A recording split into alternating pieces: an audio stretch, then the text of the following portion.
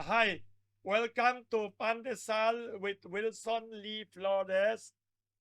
Here at 87-year-old Kamuding Bakery Cafe, baking happiness since 1939 at Barangay Kamuning, Quezon City, the Philippines. Today, we will tackle a very important topic. It's about anong nangyari sa State of the Nation Address or SONA of President Bongbong Marcos. Kamusta ang SONA? How do we assess it? Is it hopeful?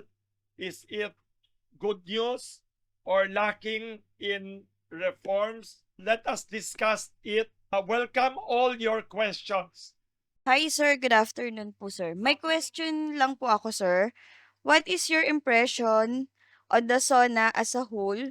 Ano yung mga sinabi niyang tumatak sa'yo? Positive ba or hindi? Thank you to your interesting question. Almost, I think, 1.5 hours ang talumpati ni President Bongbong Marcos sa SONA niya or State of the Nation Address. Ang dami niyang binigay na detalye. Ang hindi ko makalimutan or sabi mo nga, ano ang tumatak sa impression ko. Isa sa pinakaunang issue na lahat tayo very concerned about tungkol sa flood control corruption scandal na tinakal niya last year, 1 year ago, sa SONA niya. Sabi niya sa mga kongresista, mga politiko, mahiya naman kayo. I think walang hiya pa rin karamihan sa kanila, sorry na lang. Ang magandang balita lang, in-announce niya na may plano ang gobyerno, the government plans to file cases against his own cousin, former House of Representatives Speaker Martin Romualdez, over alleged flood control corruption issue. So, sabi niya, hindi daw siya pangulo ng pinsan niya, ng pamilya niya, ng mga politiko, but ano siya, president siya of the whole country.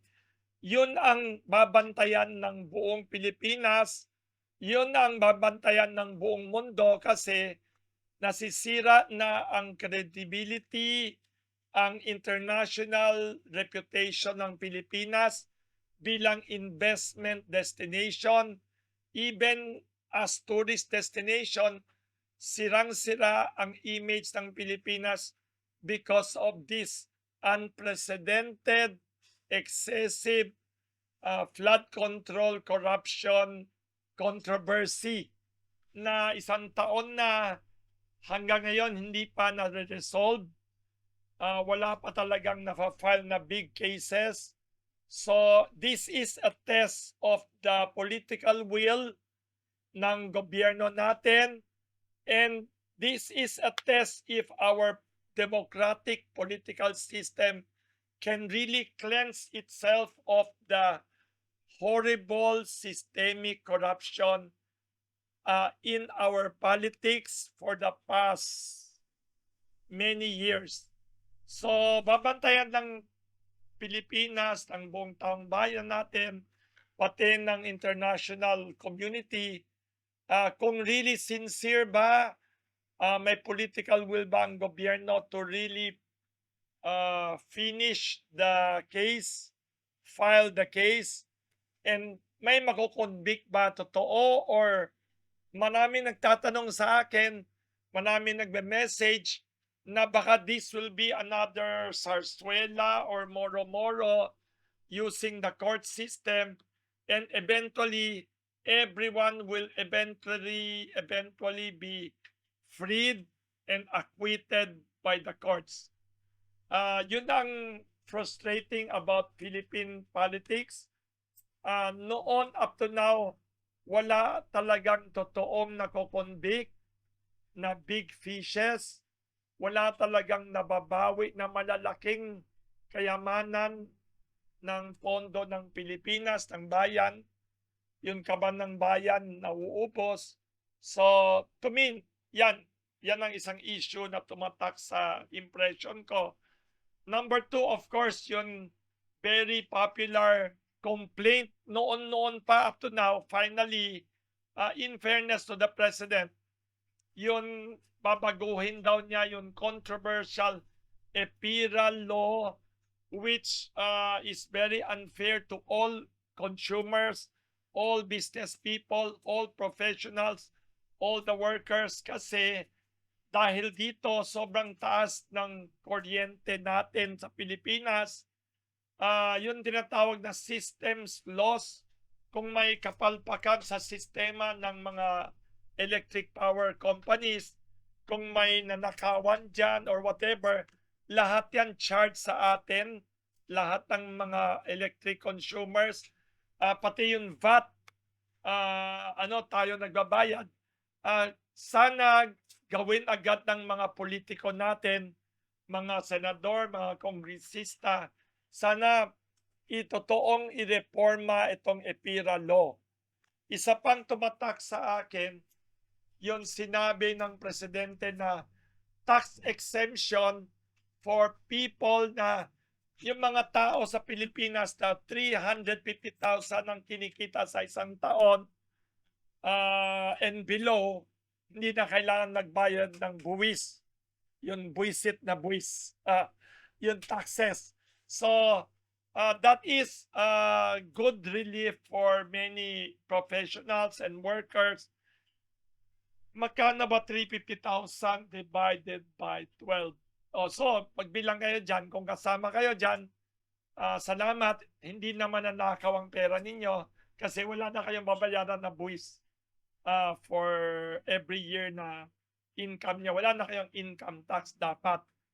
So yun ang mga naisip kong mga good impressions ko tumatak sa akin. Isa pang di ko makalimutan na tumatak sa akin sa SONA, napakaraming ayuda. Lahat ng klaseng ayuda in many different forms. May ayuda sa gamot, may ayuda sa pera, may iba-ibang klaseng ayuda. Walang masama sa ayuda or tulong sa tao.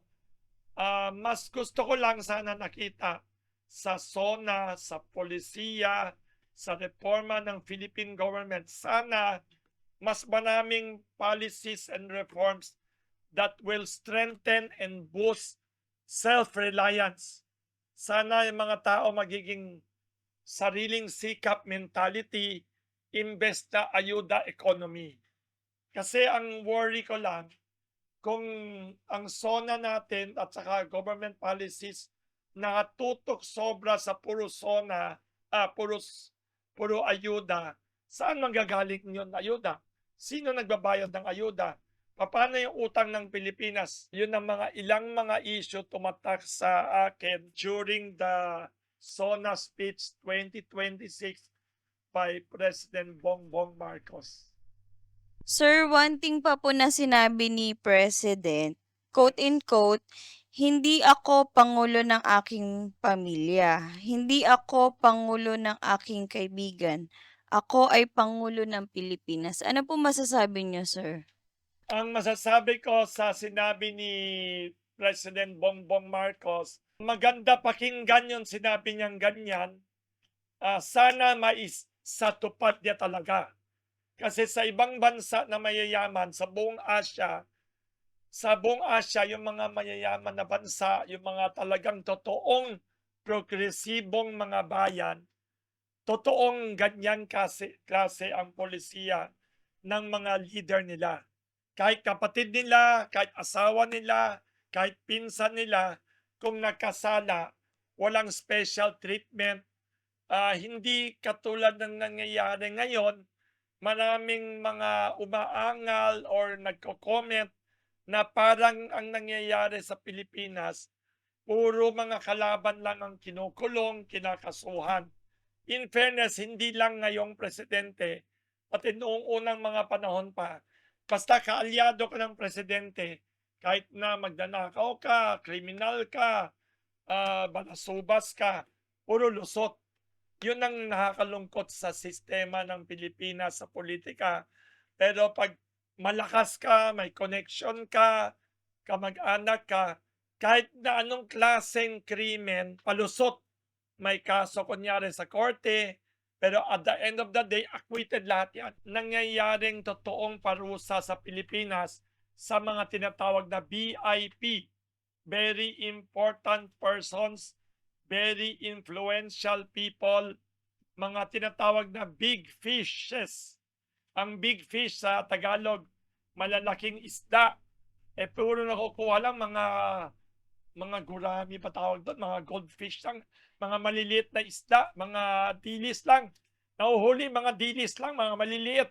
Mga engineer sa DPWH, wala pa talagang higanteng mga balyena, mga malalaking isda talaga, mga pating. Sana totoo ang sinabi ni President Bongbong Marcos, natitira sa administrasyon niya, 2 taon na lang ba hanggang 2028 election. Sana i-improve niya ang pangalan ng pamilya niya, legacy niya. Kung talagang matupad niya ang pangako niya diyan, maganda. Sana wag yan pangako na mapapako lang sa wala. Hopeful ako na yung sinabi niya, babalik tayo sa kanya next year kung talagang nagawa na. Kasi ang malungkot, di ko alam kung dahil sa bureaucracy natin or dahil sa sobrang magulo politika natin, ang dami nangungulit sa akin nagsasabi. Kasi doon sa Facebook ko, tinanong ko kahapon, saka sa Instagram ko, tinanong ko, how do you assess the SONA of the President from scale of 1 to 10? Nakakatawa yung mga sagot. Nakakatawa ibang mga reaction. May pa nagsasabi sa akin na, may nagsabi pa, nag-private message sa akin na sikat na abogado. Sabi niya, Wilson, sabi ni Pangulong Bongbong Marcos last year, may mga malalaking isda, big fish daw na VIP na political persons na magpapasko daw sa kulungan. Dumaan na yung Pasko ng pagkabuhay yung Easter. Dumaan na Chinese New Year. Dumaan na siguro mamaya darating na si Jose Marichan, kakanta na ng bagong Pasko na, pangalawang Pasko na. Wala pa talaga tayong nakukuhang big fishes na malalaki na hindi niya kalaban sa politika, na talagang on top of the flood control corruption scandal. Kung hindi ako nagkakamali, may nagsabing senador, kaalyado pa ni President Bongbong yata, sinabi yata noon na lampas 1 trillion pesos daw ang ninakaw or involved sa flood control corruption. Can you imagine? Noon, nung bata pa tayo, pinag-uusapan natin milyon-milyon ang ninanakaw. Milyon-milyon lang, dapat bitay na yan sa ibang bansa Death penalty na. Ngayon pinag-uusapan na billion-billion, may trillion pa. Pati para sa corruption, may inflation tayo. Hindi lang pala sa galunggong sa kabigas, pati sa corruption, inflated na ang mga amounts. So ako, still hopeful na si President Bongbong Marcos na sana i-fulfill niya yung sinabi niya na wala siyang kinikilingan daw, na hindi siya pangulo ng pamilya niya, ng kaibigan niya, ng pinsan niya. In fairness, pangulo din siya, presidential din siya ng pinsan niya, ng pamilya niya. Pero totoo, presidente din siya ng buong bayan na more than 100 million Filipinos. And we are all, I think I speak for a lot of people, na most people in the Philippines, including overseas Filipino workers na in the millions, majority of us are sick and tired and frustrated with the shameless, excessive corruption scandals in the Philippines.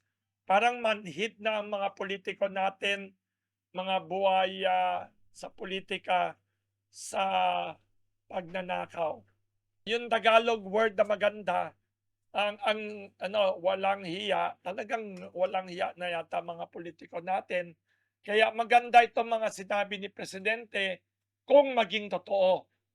Ang pinakamagandang assessment sa tingin ko, we judge people based on action, not based on promises, platitudes, and speeches.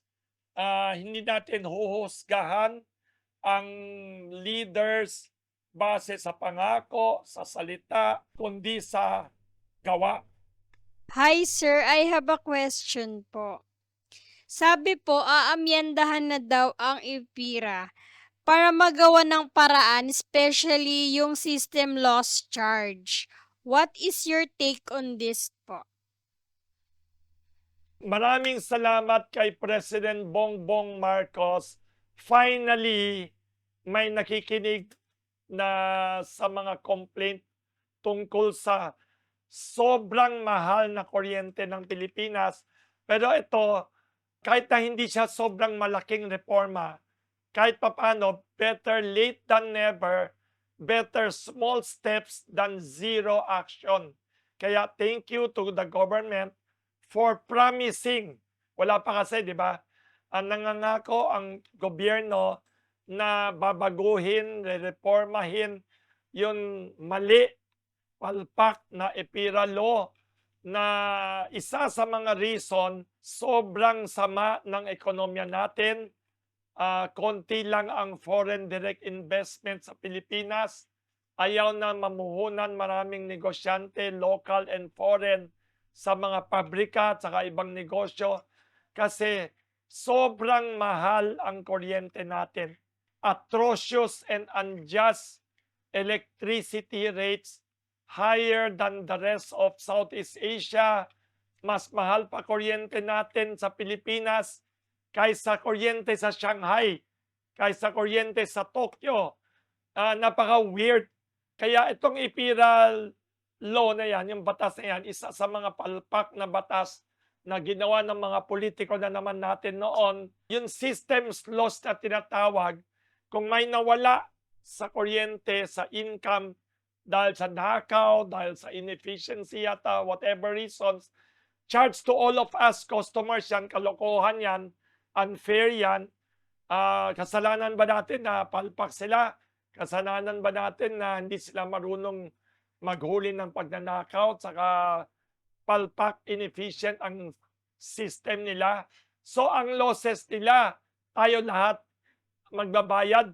Yung mga kapitalista, bilyonaryo na malakas sa mga politiko, guaranteed sila income kahit anong mangyari. Pati ang VAT dyan, tayo ang nagbabayad. Napaka-unfair yan. I think this is positive step. Welcome news yan para sa consumers. Pero kulang pa. Mas marami pa tayong kailangan na reforma sa kuryente. May complaint pa ako dyan. Marami nagsusumbong sa akin. Hindi ako eksperto sa kuryente. Sabi nila, ang kuryente ng Pilipinas, ang negosyo ng kuryente sa Pilipinas, puro pag-aari ng oligopoly. Puro sila-sila na lang. Lahat ng malalaking kumpanya sa Pilipinas, mga higante, sila-sila lang may-ari ng lahat ng power companies, electric power generating companies and distribution.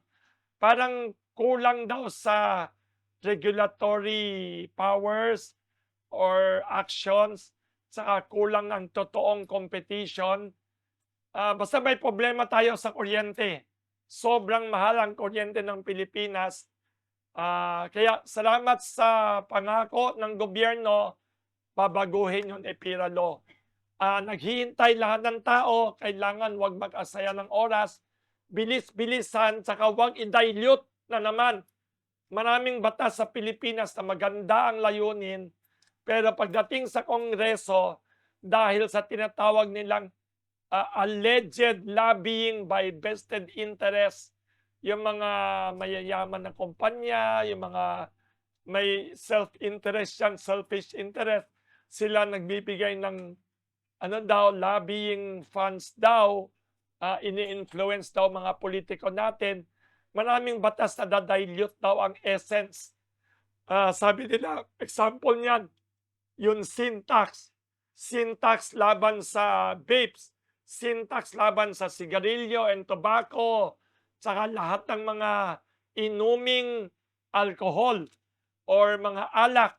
Sabi nila, may nagsasabing mga NGO dito na nagpe-press conference sa Pandesal Forum ng Kamuning Bakery Cafe. Sabi nila, dinadilute daw ang sin tax law daw tungkol sa vape, smoking, cigarettes, and other bisyo na nakakasama sa kalusugan ng kabataan saka ng mamamayan sa buong Pilipinas.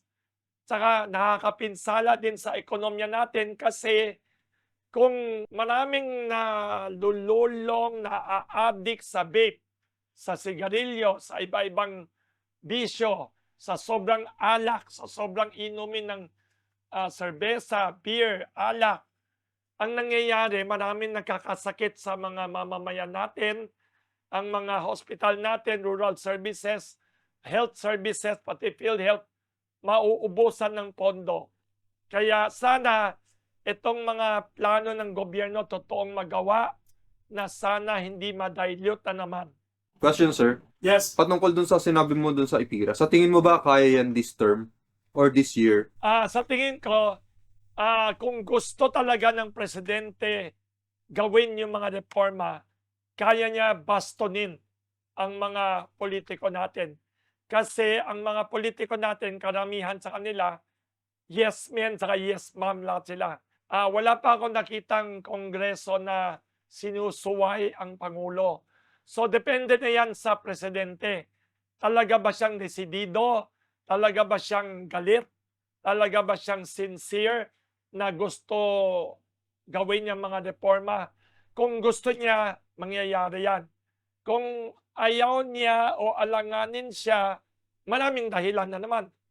Kaya naniniwala ako kaya niya gawin kung gusto niya. Kaya ako naniniwala ako, another test ito sa political will and judgment of the president. Sana makinig na siya sa hinaing ng buong bayan sa Pilipinas. Ang complaint natin, napakasama ng ekonomiya natin. Kailangan ng totoong reforma para gumanda ang economy, ang politika ng Pilipinas. Last question, sir. Yes. Patungkol naman dun sa sa Congress. Sa tingin mo, sir, yung Congress kaya nila na gumawa ng matinong amendment sa natitirang oras? Kasi 'di ba matatapos na yung Kaya't, maganda yung tanong mo. Maganda tanong mo, John Ray. Kaya gawin kung gugustuhin ng presidente at saka mga kongresista. Pero tama ang tanong mo kasi nauubos na ang oras ng Pangulo sa administrasyon niya. 2 years na lang natitira. Actually, less than 2 years na lang. Kasi ang election Mayo 2028. Siguro umpisa pa lang ng 2028, wala na yan. Wala nang reforma, wala nang trabaho. Malapit na election season. Wala nang gagawin mamaya. Malapit na ang oras ng pangangampanya. Ngayon pa lang, hindi pa election season, ang layo-layo pa, marami nang namumulitika ng mga politician. Yun ang concern ng maraming tao. May oras pa ba? That is a valid question na sana masagot ng Pangulo at saka ng mga kongresista, saka ng mga senador kasi ang problema sa political system natin, we have only 6 years in the presidency of a leader. Usually pag last years na may less than 2 years na lang siya, malapit na tinatawag na lame duck period ng presidente. Ang lame duck sa Tagalog ay lumpong pato.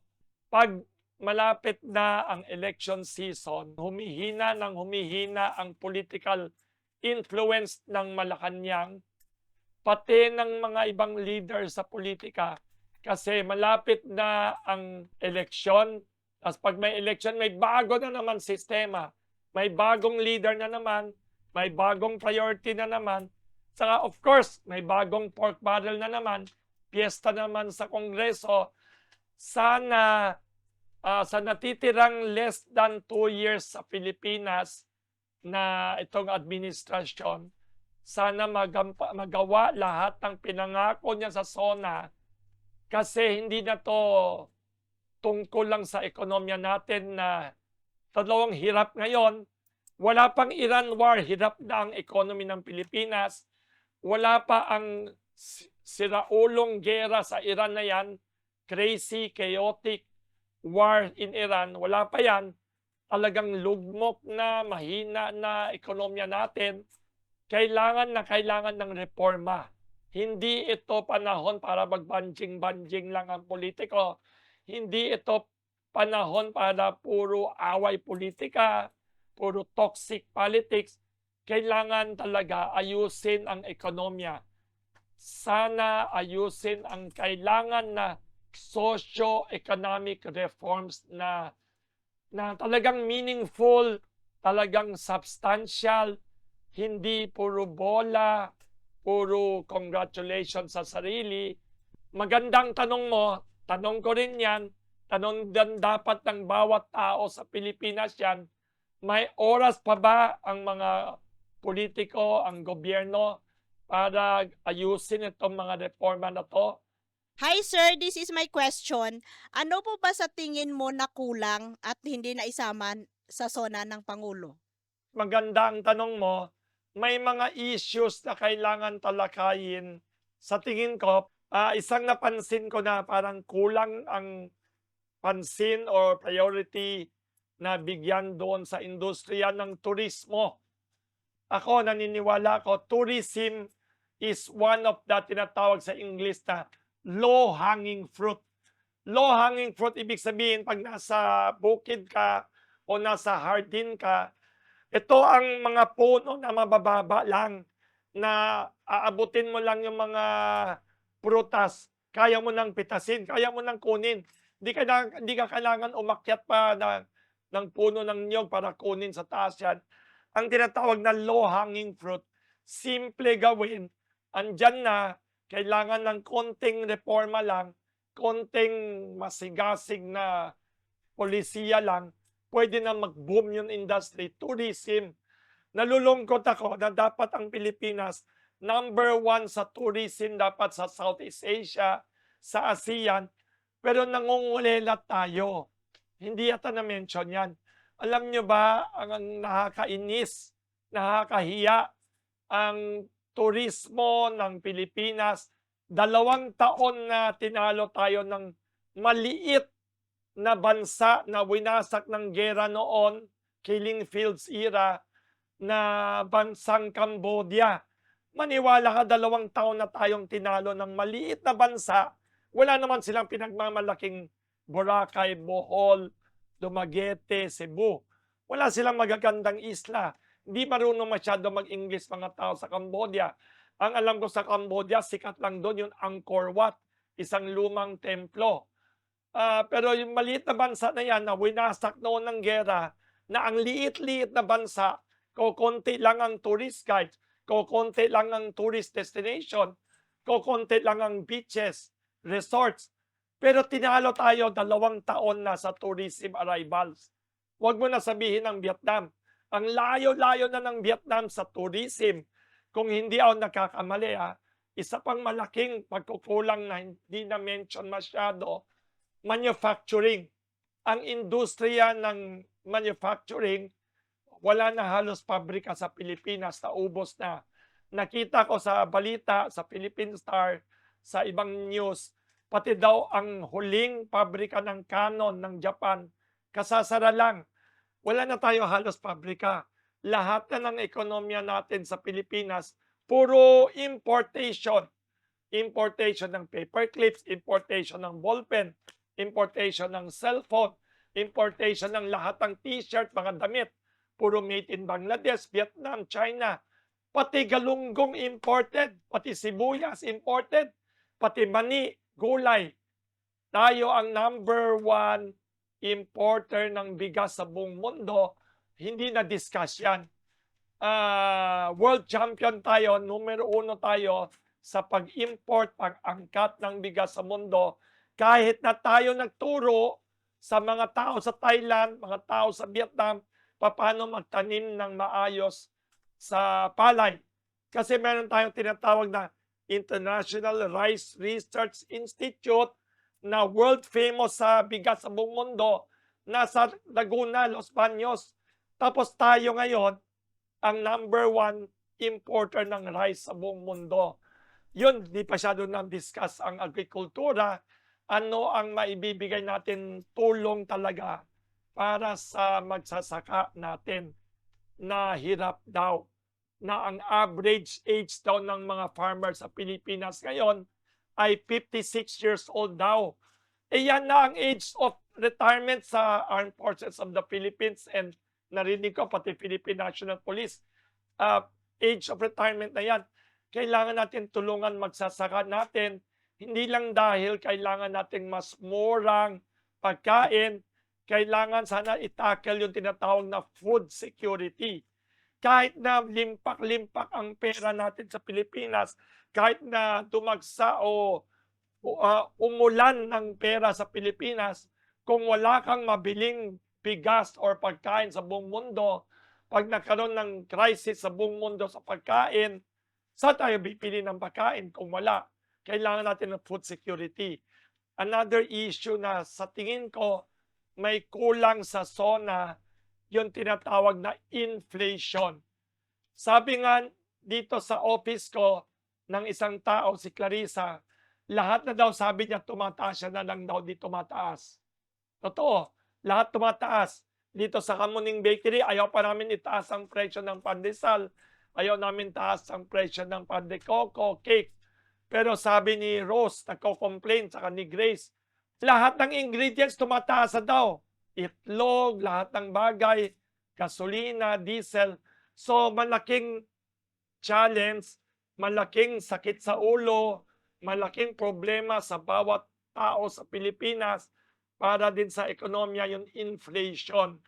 Anong gagawin ng gobyerno to tame and stabilize inflation during this time of weak and bad economy in the Philippines and chaotic global uncertainty environment dahil sa Iran war na hindi pa tapos. Isa pang hindi na i-mention masyado na sana huwag kalimutan ng gobyerno, sana pagandahin ng tinatawag na peace and order natin. Kasi bakit? Pag masama ang ekonomiya, pag magulo ang ekonomiya, humihina, dadami ang krimen. May nakilala ko, taga-office namin, nasa finance accounting department, yung anak niya, ninakawan ng cellphone, college student. Marami na daw nangyayaring krimen, kaya peace and order, sana tutukan ng gobyerno. Kung hindi man maayos ang ekonomiya agad, at least peace and order. Isa pang problema na hindi masyadong natalakay, yun edukasyon. Na-mention sa SONA na may planong magtayo ng gano'ng kadaming public school classroom. Pero base sa research ko, kahit na lahat yan ginawa na kulang pa rin ang mga classroom sa public school sa Pilipinas. Standard of education hindi masyadong mataas. Bumabagsak daw ang standard and quality of education natin sa Pilipinas. Kailangan pagandahin pa, reforma.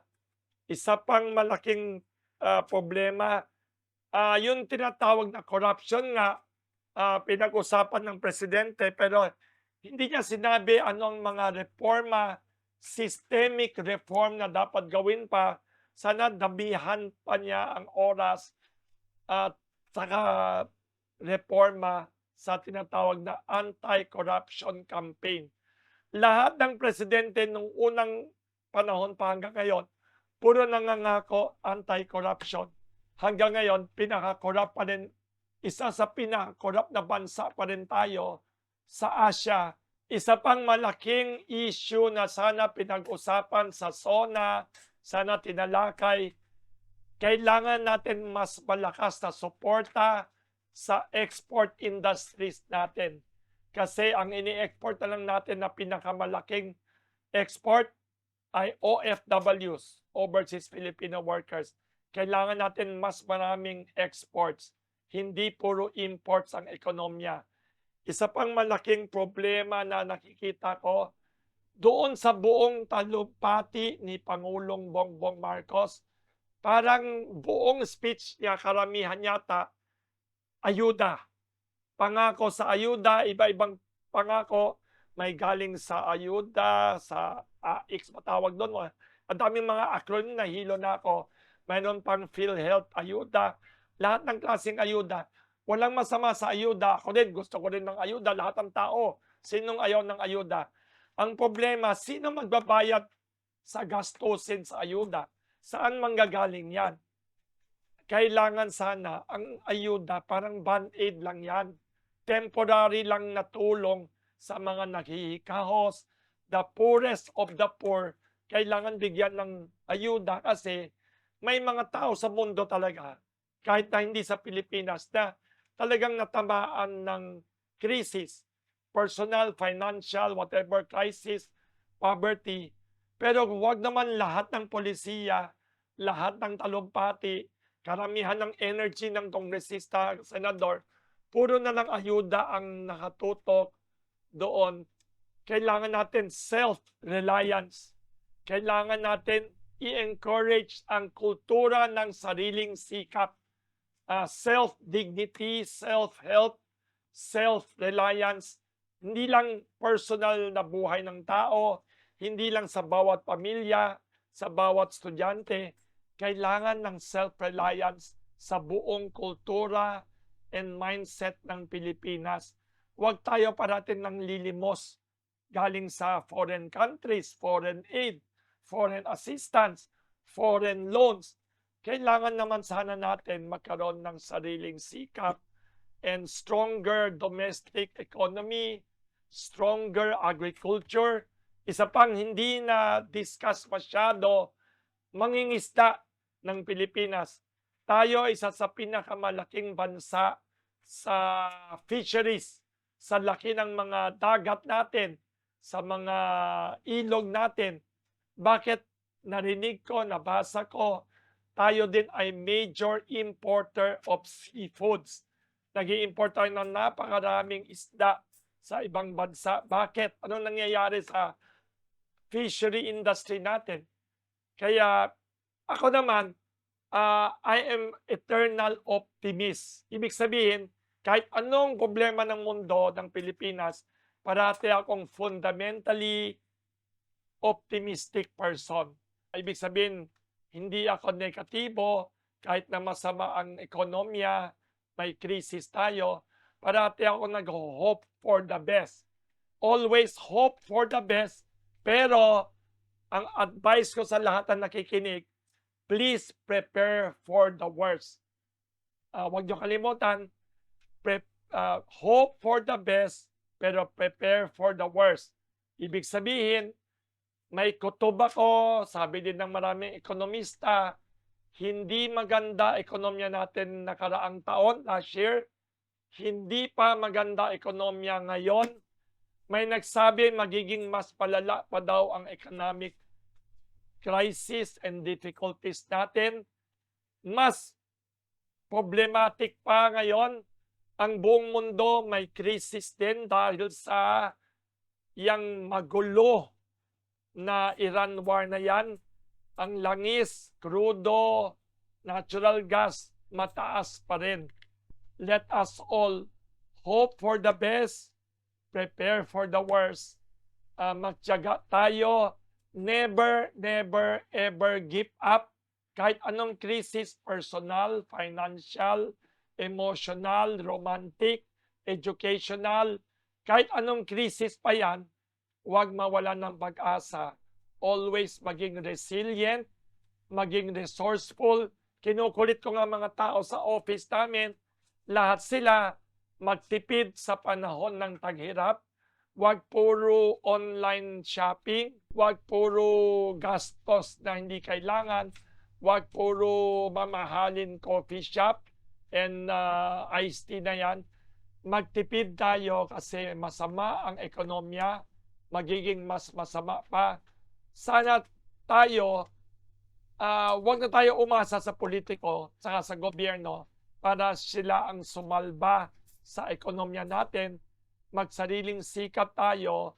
Let us help save the Philippine economy in spite of our politicians. Kahit anong kalokohan o kapalpakan ng mga politiko natin, huwag tayo mawala ng pag-asa. Nasa atin ang pag-asa kinabukasan ng Pilipinas. Once again, maraming salamat sa lahat ng nakikinig. Thank you to all of you listeners watching this podcast, this YouTube channel. Please mag-subscribe kayo dito sa Wilson Lee Flores YouTube. Itong podcast na Pandesal with Wilson Lee Flores. Please follow also across other social media. Follow ninyo Wilson Lee Flores sa Facebook, Instagram, TikTok, Twitter. At paki-hit the notification bell para sa susunod na mga paksa, topics, mga questions ninyo. Updated kayo every time we release a new video. And paki-share na din itong YouTube na to sa mas maraming tao. Maraming salamat sa lahat ng nagpa-private message, nagko-comment sa social media. Thank you. Thanks a zillion sa lahat ng great ideas ninyo, saka mga feedback ninyo. Maraming salamat.